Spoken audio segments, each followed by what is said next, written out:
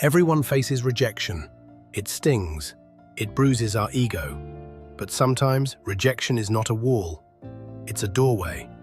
A doorway to something bigger than we imagined.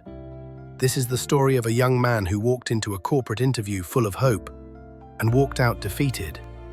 But that single moment, that no, reshaped his mindset forever and became the first step toward global impact. Howard Schultz grew up in the projects of Brooklyn, a place where dreams often die early. His father worked as a delivery driver with no benefits, no job security, and barely enough to support the family. Howard would watch him come home tired, defeated, bitter. But deep inside, Howard promised himself something. My life won't look like this. I'll change the course. Not out of arrogance, but out of love. Love for his family. Love for the life he hadn't yet lived. After graduating, Howard landed an interview at a major company, the kind of place people dream about. He dressed in his only suit, rehearsed every answer in the mirror, and walked in with high hopes. But inside the room, everything shifted. The interviewers were cold, clinical, distant. They didn't see a young man full of fire.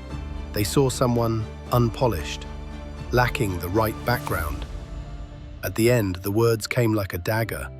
"Thank you, but you're not the right fit for us." Howard walked out into the street, stunned. The city buzzed around him, but inside, silence. He felt hollow, embarrassed. For days, he isolated himself. "I'm not good enough," he repeated in his mind. But slowly, something unexpected happened. He started questioning that belief. Was that rejection really about him? Or was it about a system built to ignore people like him? That no turned into fuel. Howard dove into books on business, leadership, and psychology. He started noticing patterns in success.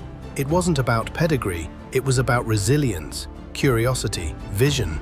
He wrote down a new question. What kind of company would I want to work for? What kind of world do I want to live in? And slowly, the pain turned into purpose. Years later, Howard joined a small coffee company, Starbucks. But he didn't just want to sell coffee. He dreamed of building a place where people felt seen, where baristas remembered your name, where someone like his father could sit and feel respected. He pitched ideas, got rejected again, pushed forward anyway. Eventually, he bought the company and expanded it, with heart. From one cafe to 80 countries, that one failed interview. It didn't define Howard, it refined him. Rejection taught him that sometimes the path you want isn't the path you need, because failure isn't the opposite of success, it's part of it. So, if you've ever failed, if you've ever heard you're not the right fit, remember, you weren't rejected, you were redirected. Your story isn't over, it's just getting started.